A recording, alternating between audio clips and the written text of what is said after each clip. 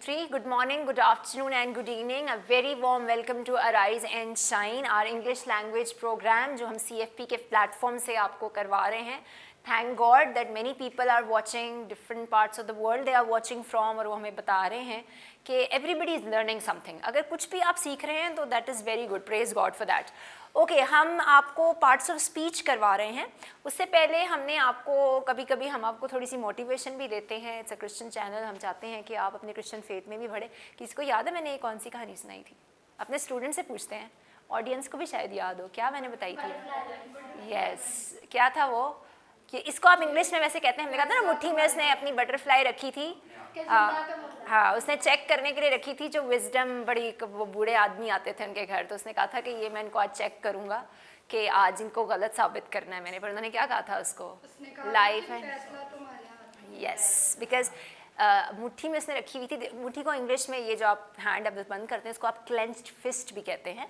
तो क्लेंच मैं लिख भी देती हूँ ताकि आपको इंग्लिश में भी पता हो इसको क्या कहते हैं. क्लेंच्ड फिस्ट यानी जब आप इस तरह ये मुट्ठी बंद करते हैं ना, दिस बिकम्स क्लेंच्ड फिस्ट. उसने अपने क्लेंच्ड फिस्ट के अंदर बटरफ्लाई रखी थी और उसने पूछा था अलाइव और डेड यानी जिंदा या मुर्दा. लेकिन उसने कहा था उस बूढ़े आदमी ने, डिसीजन आपके हाथ में है. तो अगर खुदा को एक्सेप्ट करना है तो ये डिसीजन आपके हाथ में है. कोई आपको फोर्स नहीं करेगा और खुदा तो बिल्कुल भी नहीं करेगा. उसने आदम को फोर्स नहीं किया था तो वो आपको क्यों करेगा? तो इसलिए प्लीज़ ये डिसीजन सोच समझ के लें. ओके अब हम चलते हैं इंटरजेक्शंस पे क्योंकि हम पार्ट्स ऑफ स्पीच कर रहे हैं. पार्ट्स ऑफ स्पीच में हमने बात की थी, this is the second last one interjection. उसके बाद हमारा एक इंटरजेक्शन रह जाएगा. सॉरी इंटरजेक्शन के बाद एक पार्ट्स ऑफ स्पीच रह जाएगा. That would be conjunction because total 9 है. तो हम आज ख़त्म करेंगे इंटरजेक्शन को.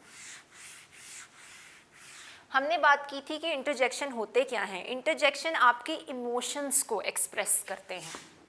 कोई ऐसा वर्ड जो आप किसी इमोशनल मूड में बोलते हैं, यानी खुशी हो सकती है, सरप्राइज़ हो सकता है, गम हो सकता है, या किसी को जब आप अप्रिशिएट कर रहे हैं तब बोल सकते हैं. क्योंकि इन्होंने आपके इमोशंस यानी जो आपके एहसासात हैं उनको एक्सप्रेस करने के लिए, मोस्टली मैंने आपसे कहा था कि जब लोग डायलॉग्स लिखते हैं या नॉवेल्स लोग पढ़ते हैं, उर्दू नॉवल भी होते हैं, इंग्लिश नॉवेल्स भी होते हैं, स्टोरीज भी होती हैं, बट आई प्रेफर कि कोई अच्छी क्रिश्चियन बुक पढ़ लें या अच्छे नॉवेल्स जो होते हैं जो जिससे आपकी जो रूह है उसको थोड़ी फ्रेशमेंट मिले, वो ऐसी बुक्स पढ़नी चाहिए. और ऐसे ही बुक्स जिनके अंदर डायलॉग्स लिखे हों, यानी कि कोई किसी से कोई कॉन्वर्सेशन कर रहा है, दे आर गुड. अगर आप कोई अच्छी स्टोरी बुक पढ़ते हैं, अच्छा नॉवल पढ़ते हैं, अच्छी क्रिश्चियन बुक पढ़ते हैं which is well and good, तो उसमें अगर कोई डायलॉग्स दिए हैं तो ये इंटरजेक्शन उसमें बहुत ज़्यादा इस्तेमाल होते हैं. इसलिए हम इसको पार्ट्स ऑफ स्पीच कहते हैं. क्योंकि बोलने में, स्पीच का मतलब है बोलना, या लिखने में, क्योंकि फॉर्मली हम इस जो लैंग्वेज होती है जिसमें आप किसी चीज़ के बारे में कुछ बता रहे हैं या आप अपने पेपर में कुछ लिख रहे हैं या कोई आर्टिकल लिख रहे हैं या कोई प्रॉपर बुक कर रहे हैं पे काम कर रहे हैं, ये होती है फॉर्मल लैंग्वेज जिसमें आप इनका इस्तेमाल ज़्यादा नहीं करते. लेकिन क्योंकि English is a vast language, उसमें फॉर्मल लैंग्वेज भी आ जाती है, इनफॉर्मल भी आ जाती है. इनफॉर्मल हुआ जैसे जब बोलते बोलते, जैसे मैंने लास्ट एपिसोड में बिफोर एंडिंग द एपिसोड हम कर रहे थे इंट्रोडक्शन, तो मैंने कहा था कि हम जब बात कर रहे होते हैं तो मुझे कोई चीज़ अच्छी लगेगी तो कहूँगी वाओ यू लुक ब्यूटीफुल. अब ये जो वाओ का वर्ड है जो मैं बोल रही हूँ, ऑब्वियसली बात है कोई भी वाओ कहेगा तो आपको इतना समझ आ जाएगा अच्छा ये कुछ अप्रिशिएट कर रहा है, उसने खुशी से या अप्रिशिएट करने के लिए कहा है. तो ये जिस तरह मैं कोई किसी को मुबारकबाद देनी तो मैं कहूँगी कंग्रेचुलेशंस, यानी आपको मुबारक हो, आपने ये पास कर लिया है, या कोई भी किसी अच्छी चीज़ पर आप उनको कंग्रेचुलेट करते हैं तो आप हमेशा बोलेंगे कैसे हैं? आप इंग्लिश में कहते हैं कंग्रेचुलेशंस. तो ये सारी एक्सक्लेमेशन मार्क लगता है इसके एंड में, ये एक्सक्लेमेशन मार्क जो शो करता है कि ये आपका इंटरजेक्शन है जो एक फीलिंग को प्रेजेंट कर रहा है. जैसे आपको कोई चीज़ अचानक से परेशान करती है और ऐसा जो आप नहीं चाह रहे तो आप तो कहते हैं ओ नो, यानी आप इस तरह का आम वर्ड बोलते कि ऐसा ना होता काश, ओ नो आप कह देते हैं. या किसी चीज़ से जब आप बड़े सरप्राइज होते हैं, हैरान होते, कहते हैं ओ माय गॉड. लोग आजकल शॉर्ट भी लिखते हैं एक्रोनिम्स, लाइक OMG बड़ा लिखा हुआ आता है. शायद आपने अगर टेक्स्ट लैंग्वेज कभी यूज़ की हो तो उसमें देखा हो कि ये इसका बेसिकली मतलब है oh my God. This is an acronym. Acronym का मतलब क्या होता है इंग्लिश में? यानी जो वर्ड्स हैं उनका इनिशियल लेटर ले लिया जाता है. ओ माय गॉड यानी आप किसी चीज़ से घबराए हैं या किसी चीज़ के जिसने आपको हैरान किया तो आप कहते हैं ओ माय गॉड.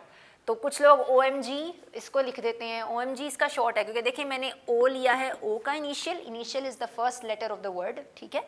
इनिशियल का मतलब ही ये होता है कि जो वर्ड O है उसका पहला लेटर, दिस इज इनिशियल, ठीक है।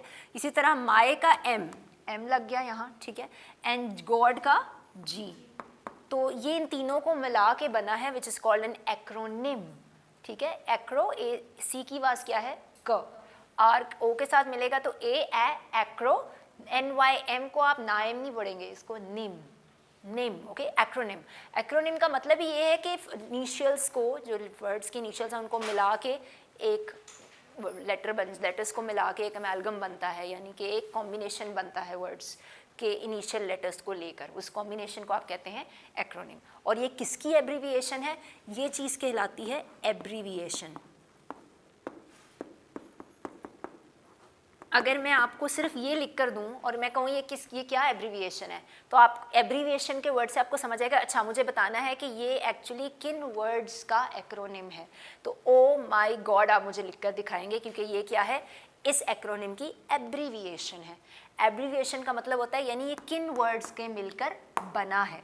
मोस्टली पेपर्स में भी ये क्वेश्चन आता है, जिस तरह STO या नासा लिखा होता है कहीं, NASA, ये सीधा एक्रोनिम कहेंगे, ये किसकी एब्रीविएशन है, तो आप इसको खोल के बताएंगे ये अमेरिकन सैटेलाइट है, इंटरनेशनल स्पेस सिस्टम है, ये उनका लिए ये एक्रोनिम यूज़ किया जाता है। लोग इसका पूरा वर्ड नहीं बोलते क्योंकि ये वर्ड्स काफ़ी ज़्यादा होते हैं, तो उनका एक एक्रोनिम बना दिया जाता है कि छोटा सा वो एक्रोनिम बना के, एक अमेलगम बना के लेटर्स का, आप वो वर्ड, इससे ज़्यादा आपने नासा का वर्ड ज़रूर सुना होगा, लेकिन आपको बड़े लोग हैं इनको एब्रीविएशन भी नहीं पता होती, फिर ज़्यादा ये यूज़ नहीं होते। बताने का मतलब ये है क्योंकि आप जब ये यूज़ कर रहे होते हैं, आजकल बहुत ट्रेंड है ये एक्रोनिम्स के यूज़ होने का। इवन अगर आप कभी फेसबुक पे स्टिकर्स यूज़ कर रहे हो तो उनमें भी इस तरह के इमोशंस के साथ लिखे हुए स्टिकर्स आ रहे होते हैं, क्योंकि ये इंटरजेक्शंस हैं जो यूज़ होते हैं। लेकिन this is also an information that you need to know कि एक्रोनिम किसे बोलते हैं और इसकी एब्रीविएशन क्या है। This is the abbreviation for this acronym, ठीक है, क्योंकि ये चीज़ एक्रोनिम कहलाती है और ये चीज़ एब्रीविएशन कहलाती है, यानी कौन से वर्ड्स हैं जिनका मिलकर एक्रोनिम बना है। तो इसका मतलब है ये जो वर्ड्स हैं ये सारे मिलकर जो एक्रोनिम बनाने, दीज आर एब्रीविएशन, ठीक है। ABB एब, RE रिविएशन, VIA शन, TION शन की आवाज़ होती है, ठीक है। ये भी हम ब्लेंडिंग में करेंगे जिसमें TION के साथ हम वर्ड्स प्रैक्टिस करेंगे, क्योंकि ये हमेशा किस तरह कंप्लीशन जो है उसके एंड में भी क्या लगता है, TION, तो ये शन वाली जो आवाज़ आप एंड में देखते हैं ये TION की ब्लेंडिंग है। तो will do that in blending, ठीक है। इसलिए अभी आप इसको क्या पढ़ेंगे, एब्रीविएशन, ठीक है, मेरे पीछे बोलना आपने, abbreviation, and this is acronym. Okay, चलें जी हम वन बाय वन अब इंटरजेक्शंस करते हैं।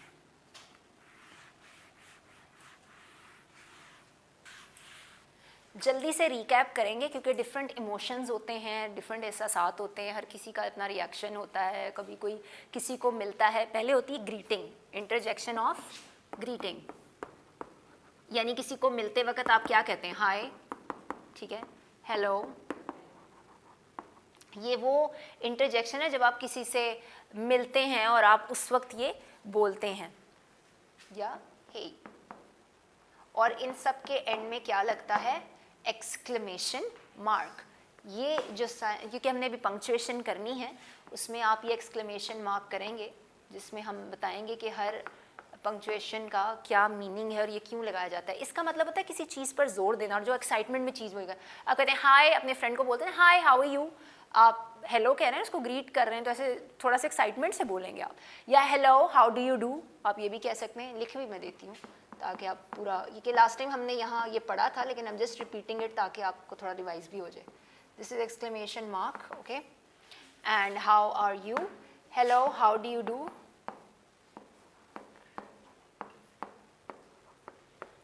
hey how is everything going, या what's happening, ऐसा कुछ भी बोल सकते हैं।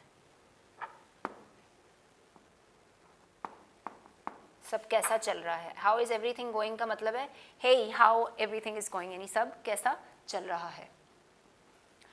ये जो तीन हाय, हेलो एंड हे, ये जो हमने लिखे हैं एक्सक्लेमेशन मार्क के साथ, ये क्या है, इंटरजेक्शंस फॉर ग्रीटिंग, आप किसी को ग्रीट करते हैं, जैसे शुरू में जब ये एपिसोड शुरू होती है, I always give formal greeting, मैं आपको हाय हेलो नहीं कहती बिकॉज ये इनफॉर्मल ग्रीटिंग्स होती हैं।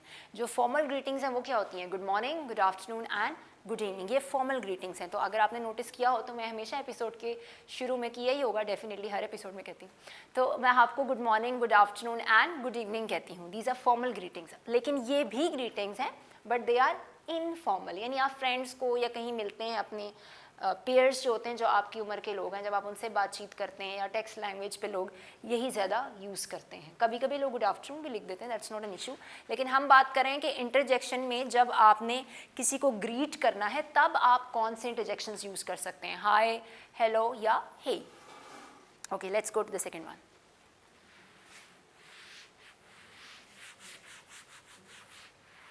एंड प्लीज़ रिमेंबर कि जब भी आप इंटरजेक्शंस लगाएंगे उनके बाद हमेशा एक्सक्लेमेशन मार्क लगाना है आपने।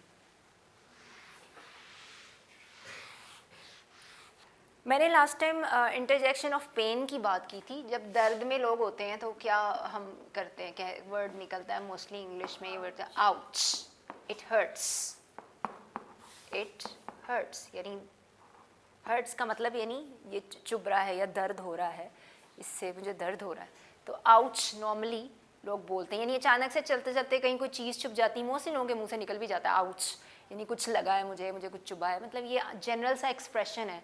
जब कोई आपको पेन फील हो या ऐसा कुछ तो आप ये एक्सप्रेशन देते हैं। Okay, then we are going to talk about joy, यानी खुशी में आप क्या क्या यूज़ कर सकते हैं इंटरजेक्शन, यानी इंटरजेक्शन ऑफ जॉय। मैं पूरा नहीं लिख रही इंटरजेक्शन ऑफ जॉय और interjection of pain because these are all interjections, you know that. मैं सिर्फ emotions, just to save the time, मैं इमोशंस के नेम यहाँ पर मेंशन कर रही हूँ। ओके, पहली चीज़ हमने की थी वाओ, जिस तरह आप कहते हैं वाह क्या बात है, इतना अच्छा ड्रेस पहना हुआ, या wow that's a beautiful dress you wearing, तो आप कह सकते हैं वाह वाओ यू लुक ब्यूटीफुल, और you wearing a beautiful dress, कुछ भी आप बोल सकते हैं। बट इफ़ यू आर खुशी से आप किसी को अप्रिशिएट कर रहे हैं, कुछ कह रहे हैं, then you are going to use this wow, and remember putting the exclamation mark after it. Then good, good किस लिए यूज़ किया जाता है, यानी अच्छा है, यानी आप किसी को अप्रिशिएट करते हैं, आप खुशी से कहते हैं good, you have done very well, या you have done the work, और you have completed the work, या you have finished your work. Wow हो गया, गुड हो गया, अब I have to rub from the top ताकि मैं इसी को कंटिन्यू करूं। जॉय,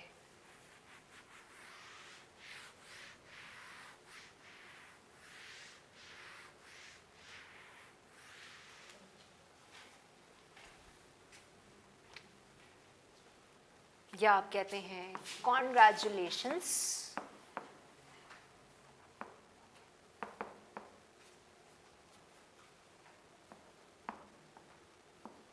कॉन्ग्रेचुलेशंस मीन मुबारक हो। जैसे आप उर्दू में तो मुबारक हो कहते हैं, इंग्लिश में इट इज़ कॉन्ग्रेचुलेशन। कुछ लोग शॉर्ट्स भी इसका यूज़ करते हैं कॉन्ग्रेट्स।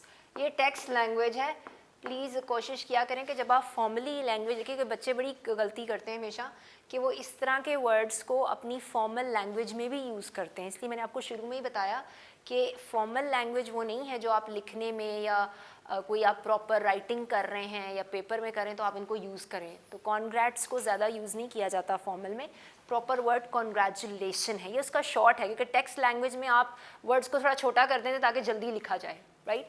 तो इसलिए आप बड़े सारे लोग कॉन्ग्रेट्स भी लिख देते हैं, लेकिन ये टेक्स्ट लैंग्वेज है। Why I keep saying text language, text language.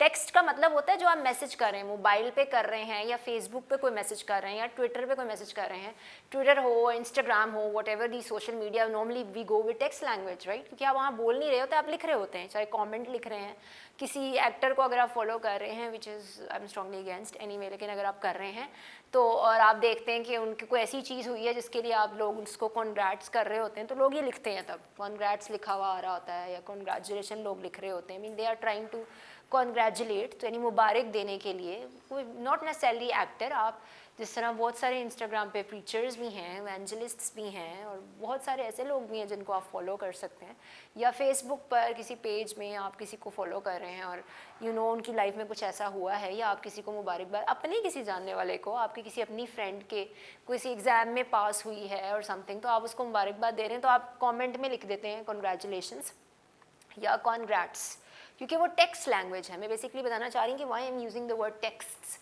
क्योंकि या तो आप मोबाइल से मैसेज कर रहे हो या इन सोशल मीडिया साइट्स पर कोई मैसेज लिख रहे हो, that is a text language. लेकिन जो मैं फॉर्मल लैंग्वेज की बात करी, वहाँ इन चीज़ों को प्लीज़ अवॉइड करें, these are informal words. Formal होता है ये, तो जब आप फॉर्मली यानी कोई प्रॉपर पेपर में या कोई आर्टिकल या न्यूज़पेपर में या किसी जगह आप कुछ लिख रहे हैं, ये होती है फॉर्मल लैंग्वेजेस, वहाँ पर आपको बेटर है गो विद प्रॉपर वर्ड्स, ठीक है, इसलिए दोनों बता रही हूँ। So congratulation is another interjection. अगर आप किसी को कॉन्ग्रेचुलेट कर रहे हैं तो किस बात पे कर सकते हैं? You have passed your exams, you have got highest marks,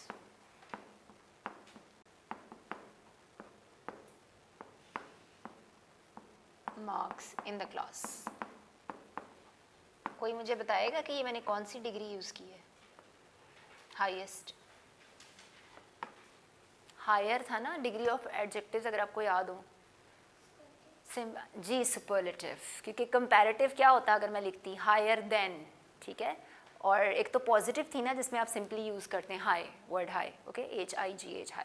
अगर मैंने कंपेयर करना है किसी से तो she has got higher marks than her sister और हर क्लास फेलो और हर फ्रेंड, तो फिर मैंने देन के साथ यूज़ किया, तो वो है डिग्री ऑफ कंपैरेटिव, ठीक है, एडजेक्टिव की। यहाँ मैंने कहा है पूरी क्लास में तुम्हारे हाईएस्ट मार्क्स आए हैं, तो ये कौन सी है? Third degree, which is superlative. So highest marks in the class. अगर आपने मेरा वो लेक्चर नहीं सुना है तो प्लीज़ लिसन, बिकॉज ये सारी इंग्लिश लैंग्वेज की चीज़ें हैं जो ज़रूरी हैं। जब आप बोलते हैं या आप लिखते हैं या किसी से बात करते हैं तो ये चीज़ें यूज़ होती हैं, इसलिए मैं एग्जांपल्स में उनको यूज़ कर रही हूँ, because they are so natural. Everybody who speaks English, who writes English, या जहाँ कहीं आप पढ़ते हैं इंग्लिश, ये सारी चीज़ें ऐसे यूज़ होती हैं, चाहे वो फिर डिग्री ऑफ एडजेक्टिव हो या इंटरजेक्शंस हो, अगर आप बात कर रहे हैं इनफॉर्मल लैंग्वेज में, या नाउन हो या प्रोनाउन हो, the whatever we have studied so far. तो अब तो हम ऑलमोस्ट एंड पर हैं, बिकॉज इंटरजेक्शन के बाद सिर्फ कंजंक्शन रह जाएगा। ओके, तो आप गुड कह सकते हैं, वाओ कह सकते हैं फॉर जॉय, ठीक है। ये हम बात करें कि कौन कौन से इंटरजेक्शंस आप लगा सकते हैं अपनी खुशी को इजहार करते हैं ना, जब खुशी का, आप वाओ कह सकते हैं, गुड कह सकते हैं, कंग्रेचुलेशंस कह सकते हैं। इसके अलावा आप हुर्रे भी कह सकते हैं। लोग बड़ा नॉर्मली एथलीट्स होते हैं, जैसा कोई चीज़ जीत गए, आई हैव वन द मैच, ये मुझे रब करना पड़ेगा ताकि मैं पूरा सेंटेंस लिख सकूँ।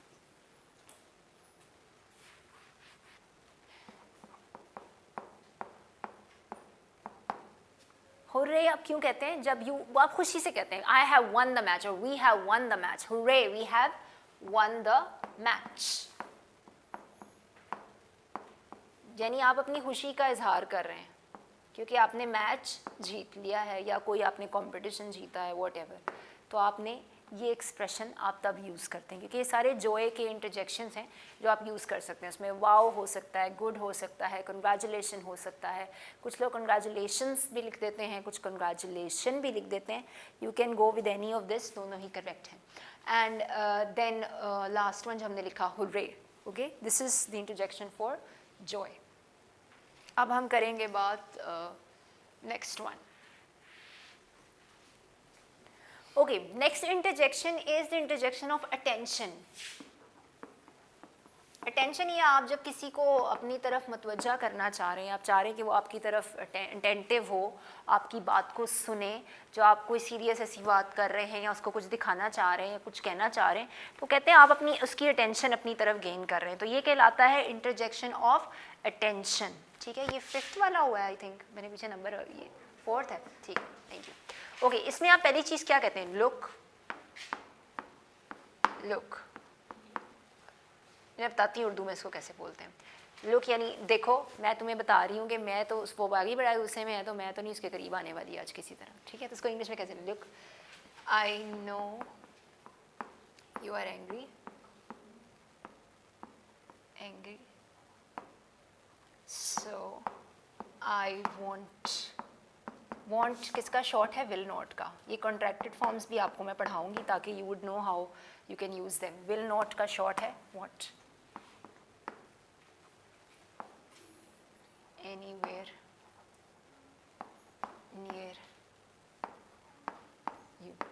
आप जनरली उर्दू में कहते हैं देखो तुम तो वैसे ही बड़े गुस्से में, तो मैं तो आसपास कहीं नहीं भटकने वाली तुम्हारे, ठीक है। ये आप उर्दू में आप इसको ऐसे बोलते हैं, इंग्लिश में कैसे बोलेंगे इसके? Look I know you angry so I won't come anywhere near you. आप एक्सक्लेमेशन मार्क लगा भी सकते हो, नहीं मैंने क्यों लगाया, क्योंकि मैं उसको ज़रा जोर डाल रही हूँ उस चीज़ पे, ठीक है, मैं इसलिए मैंने एक्सक्लेमेशन मार्क लगाया था। आप लगा भी सकते हैं, आप नहीं भी लगा सकते हैं।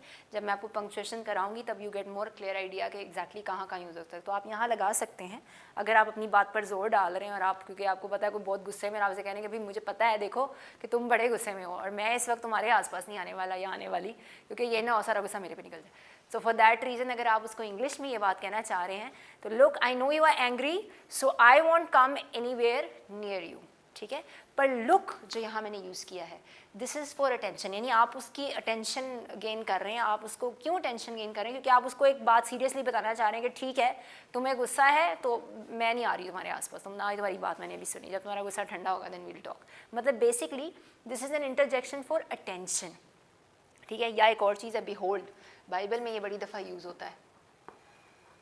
बिहोल्ड यानी देखो, अगर किसी को याद हो यूहन्ना जॉन चैप्टर 1 वर्स 29, यूहन्ना पहला बाब उसकी 29 में जब जॉन द बैप्टिस्ट, यूहन्ना जो बपतिस्मा देने वाला होता है, वो यीशु को आते देखता है, वो कहता है behold the lamb of God who comes and takes away the sins of the world, यानी वो कहता है देखो खुदा का बरा जो दुनिया के गुनाह उठा। उसको इंग्लिश में कहते हैं behold the lamb of God who takes away the sins of the world, क्योंकि यीशु उसकी तरफ आ रहा होता है। क्योंकि एक दिन पहले जॉन द बैप्टिस्ट से सारे फ़ैरिसीज़ उससे सवाल कर रहे होते हैं कि क्या तुम मसीहा हो, क्या तुम हो जिसने किसकी प्रोफेसी हुई थी कि तुम आने वाले। उसने कहा नहीं मैं नहीं हूँ। तो कहते फिर तुम कौन हो, किसके नाम से तुम बपतिस्मा देते हो? तो खैर उस वक्त तो उसने यही कहा कि मैं तो सिर्फ वो हूँ कि मैं तो उसकी जूती के वो सैंडल भी नहीं मार के टाई करने के काबिल। जी हाँ, यस। लेकिन नेक्स्ट डे जब जीसस को वो आते देखता है तो वो उनकी तरफ देखकर कहता है behold the lamb of God who takes away the sins of the world, यानी देखो। बिहोल्ड का मतलब होता है लुक, यानी सी। तो आप जब किसी चीज़ को गौर से देखना तो आप कहते हैं बिहोल्ड। तो बाइबल में बड़ा वर्ड्स में ये यूज़ किया जाता है ये वर्ड। इंग्लिश बाइबल में अगर आप देखें तो many versus they mention the word behold. Even खुदा जब मूसा से भी कई दफ़ा बात करते हैं या कोई ऐसी इंस्ट्रक्शन थी जो या अपोस्टल्स या जब जो लेटर्स होते हैं पॉल ने लिखे थे, जो पौलुस रसूल के खत, बड़ी दफ़ा कुछ वर्सेस में, नॉट ऑल, कि मेरे से बहुत ज़्यादा बेहतर लोग बाइबल जानते हैं तो मैं उसके ऊपर कोई ज़्यादा बात नहीं करूँगी, मेरा काम है सिर्फ आपको इंग्लिश करवाना। तो बिहोल्ड काफ़ी दफ़ा बाइबल में यूज़ हुआ है, मेरे कहने का मतलब है, इसलिए मैं एक वर्ड्स का आपको रेफरेंस दे रही हूँ क्योंकि इसमें जॉन यही बात कहता है behold the lamb of God who takes away the sins of the world. Lamb of God mean खुदा का बरा जो जहाँ के गुनाह उठा ले जाता है। सो बिहोल्ड आप तब यूज़ करते हैं, ये भी अटेंशन का इंटरजेक्शन है। या आप कुछ और किसी को कुछ दिखाना चाहे तो कहते हैं I saw something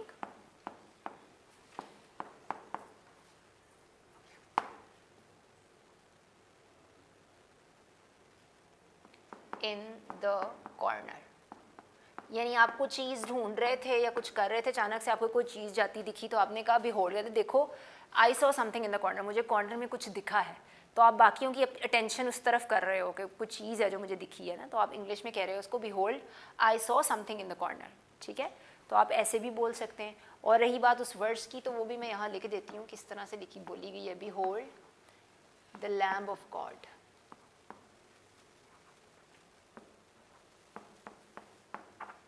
who takes, बल्कि नीचे वाला मैं रब कर देती हूँ ताकि मैं वर्ड्स लिख सकूँ।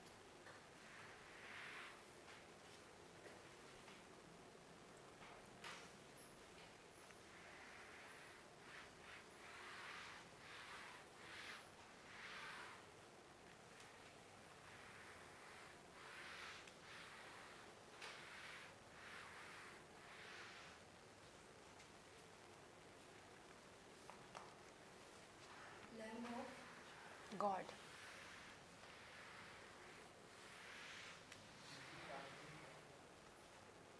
ठीक, who takes away the sin of the, इसको आप ऐसे ना भी लिखें तो भी ठीक है, sin of the world। This is John 1:29, chapter 1 की 29 वर्स है, ठीक है। उसमें वो ऐसे ही बोल रहा है बिहोल्ड, आप इधर एक्सक्लेमेशन मार्क भी लगा सकते हैं, उसके बाद यहाँ पे आप इसको कैपिटल से भी शुरू कर सकते हैं, ठीक है। So behold the lamb of God who takes away the sin of the world, यानी कि behold क्यों कह रहा है, क्योंकि जीसस आ रहे होते हैं ना, तो वो सबकी अटेंशन उस तरफ कर रहा होता है कि खुदा की तरफ देखें, तो कहता है वो देखो वो खुदा का बरा जो जहाँ के गुनाह उठा ले जाता है। So, वो कहता है behold the lamb of God who takes away the sins of the world। तो behold ऐसे यूज़ होता है। दूसरा जो इंटरजेक्शन है आप इस तरह अपनी लैंग्वेज में भी यूज़ कर सकते हैं, जैसे यहाँ कुछ उसने कहा behold I saw something in the corner, यानी देखो कुछ है कॉर्नर में, मतलब वो सबका अटेंशन उस तरफ कर रहा है, ठीक है। इसके अलावा कौन सा इंटरजेक्शन आप यूज़ करते हैं फॉर अटेंशन, आप नीचे से रब करती हूँ।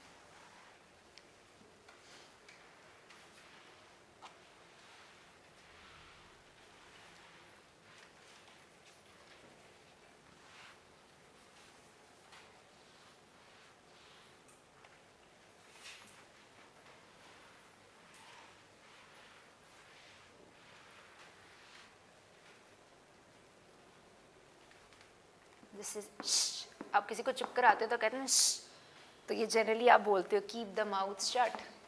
वैसे तो बड़े शौक से लोग शट अप भी कहते हैं, मुंह बंद रखें। सिंस इंग्लिश करा रहे हैं आपको, इसलिए हम आपको बता भी दें कीप द माउथ शट, यानी अपना मुंह बंद रखो।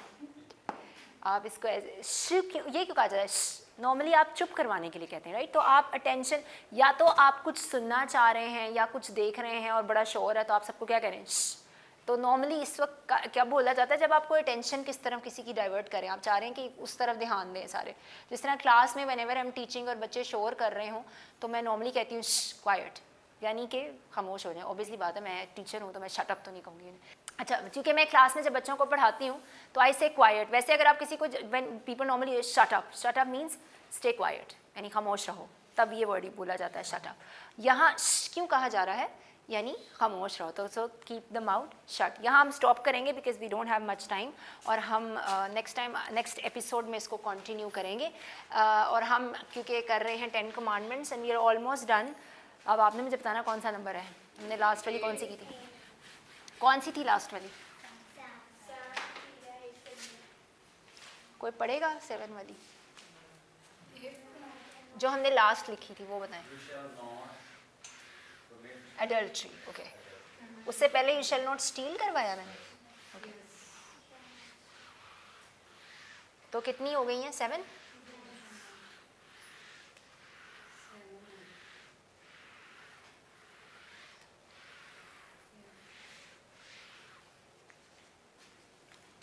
Okay, then 8, you shall not murder.